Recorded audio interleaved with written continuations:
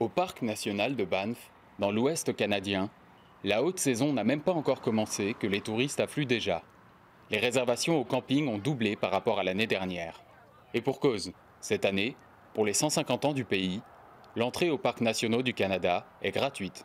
Mais la forte augmentation du nombre de visiteurs cause aussi des problèmes. On a vu des élans, des ours ici. Et il y a des gens qui ne sont pas bien informés et sortent de leur voiture pour s'approcher des ours. C'est complètement fou. En plus des conséquences néfastes sur les animaux sauvages, la détérioration de la végétation, la pollution et les embouteillages générés par l'afflux de touristes créent l'inquiétude chez les défenseurs de l'environnement. La loi oblige l'Agence des parcs canadiens, c'est l'agence gouvernementale qui gère ces espaces, à privilégier la nature, mais ils ne l'ont pas fait. Trop de gens, trop vite, sans que la conservation soit la priorité. C'est un vrai risque pour ces parcs.